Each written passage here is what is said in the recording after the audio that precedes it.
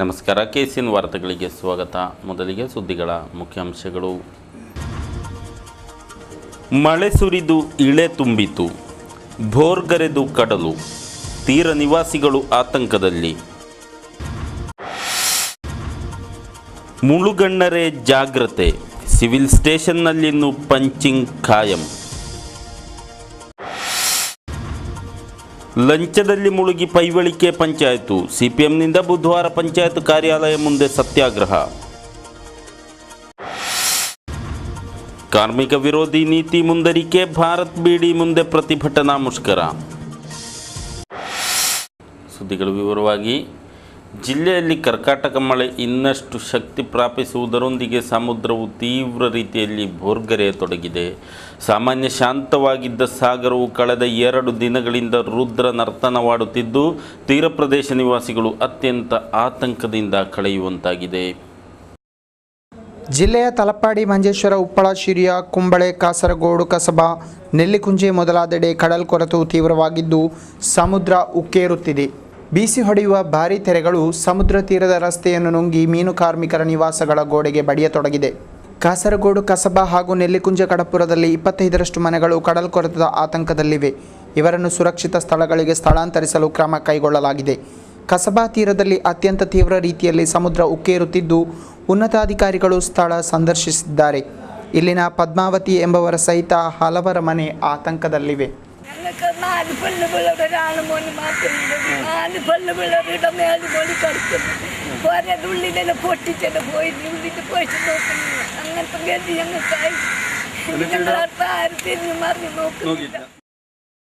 ಸಿಬ್ಬಂದಿಗಳು ನಿಗದಿತ ವೇಳಾಪಟ್ಟಿ ಪ್ರಕಾರ ಕರ್ತವ್ಯ ನಿರ್ವಹಿಸಲು ಸಿವಿಲ್ ಸ್ಟೇಷನ್ನಲ್ಲಿ ಖಾಯಂ ಪಂಚಿಂಗ್ ವ್ಯವಸ್ಥೆಯನ್ನು ಜಾರಿಗೆ ತರಲಾಗಿದೆ. ಸೋಮವಾರದಿಂದ ಖಾಯಂ ಆಗಿ ವ್ಯವಸ್ಥೆ ಅನ್ವಯಗೊಳಿಸಲಾಗಿದೆ.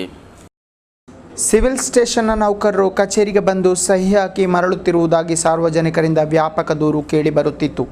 ಜತೆಗೆ ಜನರು ತಮ್ಮ ಕಾರ್ಯಕ್ಕಾಗಿ ಕಚೇರಿಗೆ ಬಂದರೆ ನೌಕರರೇ ಇಲ್ಲದಿರುವ ಸ್ಥಿತಿಯ ಕುರಿತು ದೂರುಗಳುಂಟಾಗಿತ್ತು. ಸಿವಿಲ್ ಸ್ಟೇಷನ್ನಲ್ಲಿ ಕಳೆದ ಜುಲೈ 6ರಿಂದ ಪ್ರಾಯೋಗಿಕವಾಗಿ ಪಂಚಿಂಗ್ ವ್ಯವಸ್ಥೆಯನ್ನು ಜಾರಿಗೆ ತರಲಾಗಿತ್ತು. ಆದರೆ ಸೋಮವಾರದಿಂದ ಖಾಯಂ ಆಗಿ ಪರಿವರ್ತಿಸಲಾಗಿದೆ. ಸಿವಿಲ್ ಸ್ಟೇಷನ್ನ ಕ್ಷೇತ್ರ ನೌಕರರು, ಅರೆಕಾಲಿಕ ಪೇದೆಗಳು, ರಾತ್ರಿ ಡ್ಯೂಟಿಯ ನೌಕರರು ಸೇರಿದಂತೆ ಎಲ್ಲ ನೌಕರರು ಈ ವ್ಯವಸ್ಥೆಯಡಿಗೆ ಬರಲಿದ್ದಾರೆ. ಅರ್ಹ ಮೂಲಭೂತ ಬೇಡಿಕೆಗಳನ್ನು ಮುಂದಿರಿಸಿ ಭಾರತ್ ಬೀಡಿ ಕಾರ್ಮಿಕರು ಕಂಪನಿ ಮುಂದೆ ಧರಣಿ ಮುಷ್ಕರ ನಡೆಸಿದರು. ಮುಷ್ಕರವು ಕಂಪನಿ ಮಾಲಕತ್ವ ವರ್ಗದ ಕಾರ್ಮಿಕ ವಿರೋಧಿ ನೀತಿಗೆ ಎದುರಾದ ಅತ್ಯುಗ್ರ ರಣ ಕಹಳೆಯಾಗಿ ಮಾರ್ಪಟ್ಟಿತು. ಮಂಗಳವಾರ ನಡೆದ ಧರಣಿ ಸತ್ಯಾಗ್ರಹದಲ್ಲಿ ಹಲವಾರು ಮಂದಿ ಕಾರ್ಮಿಕರು ಭಾಗವಹಿಸಿದರು. 2014ರ ಏಪ್ರಿಲ್ ತಿಂಗಳಿನಲ್ಲಿ ಹೆಚ್ಚಿಸಲಾಗಿದ್ದ DAಯನ್ನು ತಕ್ಷಣ ವಿತರಿಸಬೇಕು, ಕಲ್ಯಾಣ ನಿಧಿಯಲ್ಲಿ ಕಾರ್ಮಿಕರನ್ನು ಸದಸ್ಯರನ್ನಾಗಿಸಬೇಕು, ಭಾರತ್ ಬೀಡಿ ಮ್ಯಾನೇಜ್ಮೆಂಟ್ ಅನ್ಯಾಯದಿಂದ ಹಿಂಜರಿಯಬೇಕು ಮೊದಲಾದ ಬೇಡಿಕೆ ಮುಂದಿರಿಸಿ ಕಾಸರಗೋಡು ತಾಲೂಕು ಬೀಡಿ ಕಾರ್ಮಿಕ ಯೂನಿಯನ್ CITUವಿನ ನೇತೃತ್ವದಲ್ಲಿ ಧರಣಿ ಸತ್ಯಾಗ್ರಹ ಹಮ್ಮಿಕೊಳ್ಳಲಾಗಿತ್ತು. മുഷ്കരವನ್ನು CITU ഏരിയ അധ്യക്ഷ AG നായർ ഉദ്ഘാಟಿಸಿದರು. ഈ രംഗത്ത് ജോലി ചെയ്യുന്ന സ്വകാര്യ മേഖലയിൽ ജോലി ചെയ്യുന്ന ഞാൻ നേരത്തെ സൂചിപ്പിച്ച പോലെ കർണാടക സംസ്ഥാനത്തും പുറത്തും ജോലി ചെയ്യുന്ന കർണാടകത്തിൽ ആസ്ഥാനമായിട്ട് പ്രവർത്തിക്കുന്ന വൻകിട ബീഡി മുതലാളിമാരുടെ തൊഴിലാളികൾക്ക് 21 രൂപ 15 പൈസ അധികമായിട്ട് ക്ഷാമബത്ത നൽകണം, DA നൽകണം. അത് സർക്കാരിൻ്റെ ഓർഡറാണ്, ഉത്തരവാണ്. ആ ഉത്തരവ് നടപ്പിലാക്കേണ്ട ബാധ്യത തൊഴിലുടമകൾക്കാണ്. ആ ബാധ്യത നിറവേറ്റുന്നില്ല. ಯೂನಿಯನ್ ಅಧ್ಯಕ್ಷ K. ಕುഞ്ഞിರಾಮನ್ ಅಧ್ಯಕ್ಷತೆ ವಹಿಸಿದರು. ಗಿರಿಕೃಷ್ಣನ್, ಸುರೇಂದ್ರನ್, K. ಭಾಸ್ಕರನ್ ಮೊದಲಾದವರು ಮಾತನಾಡಿದರು. ಎಂ. ಸರೋಜಿನಿ, ಲಲಿತಾ, ಕುഞ്ഞിಕಣ್ಣನ್, ಕೃಷ್ಣಪ್ಪನ್, ನಾರಾಯಣನ್, T. ಮಾಧವನ್ ಮೊದಲಾದವರು ನೇತೃತ್ವ ನೀಡಿದರು. ಪೈವಳಿಕೆ ಗ್ರಾಮ ಪಂಚಾಯತಿನಲ್ಲಿ ಸಮಾಂತರ ಆಡಳಿತ ನಡೆಯುತ್ತಿದೆ ಎಂದು CPIM ಪೈವಳಿಕೆ ವಲಯ ಸಮಿತಿ ಆರೋಪಿಸಿದೆ. ಇದನ್ನು ಪ್ರತಿಭಟಿಸಿ ಬುಧವಾರ ಪಂಚಾಯತ್ ಕಚೇರಿ ಮುಂಭಾಗದಲ್ಲಿ ಧರಣಿ ಸತ್ಯಾಗ್ರಹ ನಡೆಸಲಾಗುವುದೆಂದು ಪದಾಧಿಕಾರಿಗಳು ಸುದ್ದಿಗೋಷ್ಠಿಯಲ್ಲಿ ತಿಳಿಸಿದ್ದಾರೆ. ಲಂಚ ನೀಡದೆ ಯಾವುದೇ ಕೆಲಸ ನಡೆಯುವುದಿಲ್ಲ. ಅರ್ಜಿ ವಿಲೇವಾರಿ ಸಮರ್ಪಕ ನಡೆಯುತ್ತಿಲ್ಲ. ಪ್ರತಿ ಪ್ರಮಾಣ ಪತ್ರ ಅಥವಾ ಅನುದಾನ ಲಭಿಸುವ ಪ್ರಕ್ರಿಯೆಗೆ ಹಣ ವಸೂಲಿ ಮಾಡಲಾಗುತ್ತಿದೆ. ಕಚೇರಿ ವ್ಯವಸ್ಥೆ ಸಮರ್ಪಕವಾಗಿಲ್ಲ. ಹೀಗೆ ಹಲವಾರು ರೀತಿಯ ಅವ್ಯವಹಾರ ಹಾಗೂ ಅವ್ಯವಸ್ಥೆಯ ಗೂಡಾಗಿ ಪೈವಳಿಕೆ ಪಂಚಾಯತ್ ಕಚೇರಿ ಮಾರ್ಪಾಡಾಗಿದೆ ಎಂದು ಸಿಪಿಐಎಂ ವಲಯ ಸಮಿತಿ ಸದಸ್ಯರು ಆರೋಪಿಸಿದರು. പയ്യോളിക്ക പഞ്ചായത്ത് ഓഫീസിൻ്റെ ഫ്രണ്ട് ഓഫീസ് സിസ്റ്റം ശരിയല്ല. അത് കഴിഞ്ഞ കുറേ മാസങ്ങളായിട്ട് ഞങ്ങൾ നിരന്തരമായിട്ട് സെക്രട്ടറിയോട് പറയുന്നുണ്ട്. നമ്മുടെ സേവനാവകാശ നിയമം വന്നതിന് ശേഷം സർട്ടിഫിക്കറ്റ് ഇത്ര ദിവസത്തിനുള്ളിൽ കൊടുക്കണമെന്നുണ്ട്. വേറെ സർട്ടിഫിക്കറ്റുകൾ, മാരേജ് സർട്ടിഫിക്കറ്റ് ആയിക്കോട്ടെ, അല്ലെങ്കിൽ പേര് തിരുത്താനുള്ള സർട്ടിഫിക്കറ്റ്, റെസിഡൻഷ്യൽ സർട്ടിഫിക്കറ്റ്, അങ്ങനെ ഒരുപാട് സർട്ടിഫിക്കറ്റ് പഞ്ചായത്തിന് ജനങ്ങളെ ആശ്രയിക്കേണ്ടി വരുന്നുണ്ട്. പക്ഷേ ഈ സർട്ടിഫിക്കറ്റുകളൊന്നും കൃത്യസമയത്ത് അവിടെ കൊടുക്കുന്നില്ല. ഫ്രണ്ട് ഓഫീസിൽ ഓരോ ഉദ്യോഗസ്ഥന്മാരും മാറിയിട്ട് ക്ലർക്കുമാരും ഇരുത്തേണ്ട ഒരു ഇതുണ്ട്. അത് ശരിയായിട്ട് ഇരുത്തുന്നില്ല. ജനങ്ങൾക്ക് അതിനെപ്പറ്റി ഒരു ഇതാക്കുന്നില്ല. ആ അവസരത്തിൽ ജനങ്ങളെ ഏജന്റുമാരെ സമീപിക്കുന്ന ഒരു ഇതാണ് പയ്യോളിയിൽ ഇപ്പോൾ നടന്നുകൊണ്ടിരിക്കുന്നത്. ಸುದ್ದಿಗೋಷ್ಠಿಯಲ್ಲಿ ಪೈವಳಿಕೆ ಪಂಚಾಯತಿನ ವಲಯ ಕಾರ್ಯದರ್ಶಿ ಅಬ್ದುಲ್ ರಜಾಕ್ ಚಿಪ್ಪಾರು, ಬಾಯಾರು ವಲಯ ಕಾರ್ಯದರ್ಶಿ ಸಿ ರಾಘವನ್, ಸಮಿತಿ ಸದಸ್ಯ ನಾರಾಯಣ ಶೆಟ್ಟಿ ಮೊದಲಾದವರು ಉಪಸ್ಥಿತರಿದ್ದರು. ಅಂತಾರಾಷ್ಟ್ರೀಯ ಯುವಜನ ದಿನಾಚರಣೆಯನ್ನು ಕಾಸರಗೋಡಿನಲ್ಲಿ ನಡೆಸಲಾಯಿತು. ಕೇರಳ ರಾಜ್ಯ ಯುವಜನ ಕಲ್ಯಾಣ ಮಂಡಳಿಯ ಸಹಕಾರದಲ್ಲಿ ಕಾಸರಗೋಡಿನ ಜಿಲ್ಲಾ ಯುವಜನ ಕೇಂದ್ರ ಹಾಗೂ ಸರ್ಕಾರಿ ಕಾಲೇಜಿನ NSS ಘಟಕದ ನೇತೃತ್ವದಲ್ಲಿ ಯುವಜನ ದಿನ ಆಚರಿಸಲಾಯಿತು. ಮಂಗಳವಾರ ಸರ್ಕಾರಿ ಕಾಲೇಜು ಸಭಾಭವನದಲ್ಲಿ ಕಾರ್ಯಕ್ರಮಗಳು ನಡೆದವು. ದಿನಾಚರಣೆಯನ್ನು ಶಾಸಕ ಎನ್ ನೆಲ್ಲಿಕುನ್ನು ಉದ್ಘಾಟಿಸಿದರು. ഇന്നിവിടെ ആരംഭിക്കപ്പെട്ട ഇതുപോലെയുള്ള പ്രാർത്ഥനാ ഗീതം കേൾക്കുമ്പോഴാണ് എനിക്ക് മറ്റ് പരിപാടികളിൽ നിന്ന് വ്യത്യസ്തമായി ആ പരിപാടിയിൽ ഒന്നും ലഭിക്കാത്ത ആനന്ദം ലഭിക്കുന്നത് ഒന്നുകൂടി നിങ്ങളെ അറിയിക്കുവാൻ ഞാൻ ഈ അവസരം വിനിയോഗിക്കുകയാണ്. ഇപ്പോൾ ഈ പ്രാർത്ഥനാ ഗീതം തീർച്ചയായും ആ പ്രാർത്ഥനാ ഗീതം കേട്ടപ്പോൾ നിങ്ങൾക്ക് എങ്ങനെയുള്ള അനുഭൂതിയും വികാരമുണ്ടായി എന്ന് എനിക്കറിയില്ല. പക്ഷേ എനിക്ക് വല്ലാത്തൊരു രോമാഞ്ചം ആ പ്രാർത്ഥനാ ഗീതം കേട്ടപ്പോൾ ഉണ്ടായി എന്ന് ഞാൻ നിങ്ങളെ അറിയിക്കുകയാണ്. ಕಾಸರಗೋಡು ಸರ್ಕಾರಿ ಕಾಲೇಜು ಉಪಪ್ರಾಂಶುಪಾಲ ಡಾಕ್ಟರ್ KP ಅಜಯ್ ಕುಮಾರ್ ಅಧ್ಯಕ್ಷತೆ ವಹಿಸಿದರು. ಕಾಲೇಜು NSS ಯೋಜನಾಧಿಕಾರಿ ಪ್ರೊಫೆಸರ್ ಮೊಹಮ್ಮದ್ ಅಲಿ, ಯುವಶಕ್ತಿ ಜಿಲ್ಲಾ ಸಂಯೋಜಕ ವಿ ಗೋಪಕುಮಾರ್ ಮೊದಲಾದವರು ಶುಭಾಶಂಸನೆಗೈದರು. ಬಳಿಕ ಆರೋಗ್ಯದಂತ ಮನಸ್ಸು ಹಾಗೂ ಯುವ ಜನತೆ ಎಂಬ ವಿಷಯದಲ್ಲಿ NRHM ಮೇಲ್ನೋಟ ಅಧಿಕಾರಿ ಡಾಕ್ಟರ್ ಮೊಹಮ್ಮದ್ ಅಶೀಲ್ ಪ್ರಬಂಧ ಮಂಡಿಸಿದರು.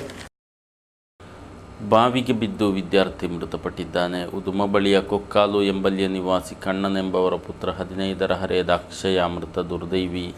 ಈತ ಪಾಲಕುನ್ನು ಆಂಗ್ಲ ಮಾಧ್ಯಮ ಶಾಲೆಯ 10ನೇ ತರಗತಿ ವಿದ್ಯಾರ್ಥಿಯಾಗಿದ್ದಾನೆ.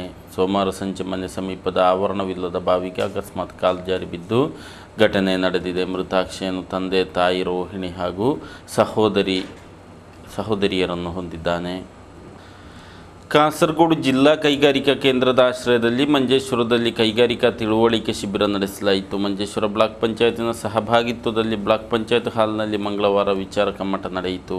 ಯುವ ಜನತೆಯು ಅತ್ಯಧಿಕ ಸಂಖ್ಯೆಯಲ್ಲಿ ಭಾಗವಹಿಸಿದ್ದರು. ಪೂರ್ವಾಹ್ನ ಜರುಗಿದ ಸಮಾರಂಭದಲ್ಲಿ ಕಾರ್ಯಕ್ರಮವನ್ನು ಬ್ಲಾಕ್ ಪಂಚಾಯತ್ ಅಧ್ಯಕ್ಷೆ ಮುಮ್ತಾಜ್ ಸಮೀರಾ ಉದ್ಘಾಟಿಸಿದರು. കാസർഗോഡ് ജില്ലാ വ്യവസായ മഞ്ചേശ്വരം ബ്ലോക്ക് പഞ്ചായത്തിൻ്റെ സഹകരണത്തോടുകൂടി നടപ്പിലാക്കുന്ന വ്യവസായ ബോധവൽക്കരണ സെമിനാറാണ് ഇവിടെ സംഘടിപ്പിച്ചിട്ടുള്ളത്.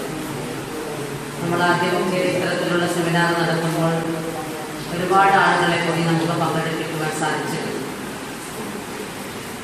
ഈ ബോധവൽക്കരണ സെമിനാർ നടത്തുന്നുവെങ്കിലും ഇതുമായി ബന്ധപ്പെട്ട് ഒരുപാട് ആളുകൾ വരുമ്പോൾ നമുക്ക് അവർക്ക് വേണ്ട രീതിയിലുള്ള ആവശ്യങ്ങൾ നിറവേറ്റുവാൻ സാധിക്കാത്തത് കാരണമാണ് ഇത്തരത്തിലുള്ള ആള് കുറവാകാനുള്ള കാരണം എന്നാണ് ഞാൻ മനസ്സിലാക്കുന്നത്.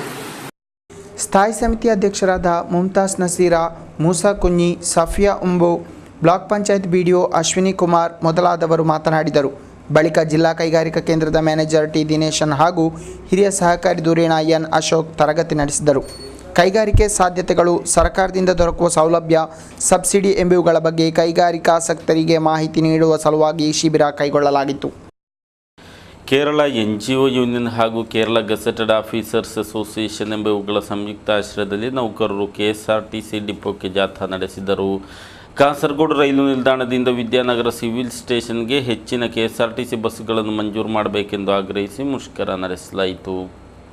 ಸಿವಿಲ್ ಸ್ಟೇಷನ್ ನೌಕರರ ಪ್ರಯಾಣ ಸಮಸ್ಯೆ ಪರಿಹರಿಸಲು ರೈಲು ನಿಲ್ದಾಣದಿಂದ ವಿದ್ಯಾನಗರ ಸಿವಿಲ್ ಸ್ಟೇಷನ್ಗೆ ಹೆಚ್ಚಿನ KSRTC ಬಸ್ಸುಗಳು ಯಾನ ನಡೆಸಬೇಕೆಂದು ಒತ್ತಾಯಿಸಲಾಯಿತು.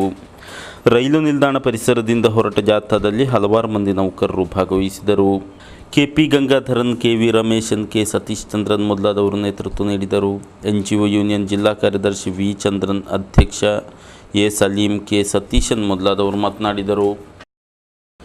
ಆಟೋ ಮಗುಚಿ ಬಿದ್ದು ದಂಪತಿ ಗಾಯಗೊಂಡಿದ್ದಾರೆ. ಪೂವಲ್ ಮಾಸ್ತಿಕುಂಡು ನಿವಾಸಿ ಅಬ್ದುಲ್ ರೆಹಮಾನ್ ಹಾಗೂ ಪತ್ನಿ ಹಾಜಿರಾ ಜಖಂಗೊಂಡವರು. ಕಾಸರಗೋಡು ನಗರದ ಪ್ರೆಸ್ ಕ್ಲಬ್ ವೃತ್ತದ ಬಳಿ ಘಟನೆ ನಡೆದಿದೆ. ಗಾಯಗೊಂಡ ಇವರಿಬ್ಬರನ್ನು ಸ್ಥಳೀಯ ಆಸ್ಪತ್ರೆಗೆ ಕೊಂಡೊಯ್ಯಲಾಯಿತು. ರಸ್ತೆಯಲ್ಲಿನ ಹೊಂಡ ತಪ್ಪಿಸಲು ಯತ್ನಿಸಿದಾಗ ಚಾಲಕನ ನಿಯಂತ್ರಣ ತಪ್ಪಿ ಆಟೋ ಮಗುಚಿ ಬಿದ್ದಿದೆ. ಕೇಂದ್ರ ಹಾಗೂ ರಾಜ್ಯ ಸರ್ಕಾರ ಜಂಟಿಯಾಗಿ ಜಾರಿಗೊಳಿಸುವ ಸಮಗ್ರ ಆರೋಗ್ಯ ವಿಮೆ ಯೋಜನೆಯ ಸದುಪಯೋಗವನ್ನು ಎಲ್ಲರೂ ಪಡೆಯುವಂತೆ ಜಿಲ್ಲಾಧಿಕಾರಿ ಕರೆಯುತ್ತಿದ್ದಾರೆ. ಇದಕ್ಕಾಗಿ ಅರ್ಹ ಕುಟುಂಬಗಳು ಸದಸ್ಯತ್ವ ನೋಂದಾಯಿಸಿ ಸದುಪಯೋಗ ಪಡೆಯಬೇಕೆಂದು ಅವರು ತಿಳಿಸಿದರು. ಸಮಗ್ರ ಆರೋಗ್ಯ ವಿಮೆಯ ಉಚಿತ ನೋಂದಣಿ ಜಿಲ್ಲೆಯ ವಿವಿಧ ಅಕ್ಷಯ ಕೇಂದ್ರಗಳ ಮೂಲಕ ನಡೆಯಲಿದೆ. APL, BPL ವ್ಯತ್ಯಾಸವಿಲ್ಲದೆ, ಆದಾಯ ವ್ಯಾಪ್ತಿಯ ಮಿತಿಯೂ ಇಲ್ಲದೆ ವಿವಿಧ ಅರ್ಹತಾ ವಿಭಾಗಗಳಿಗೆ ಯೋಜನೆಯಲ್ಲಿ ನೋಂದಣಿ ನಡೆಸಲು ಅವಕಾಶ ಕಲ್ಪಿಸಲಾಗಿದೆ.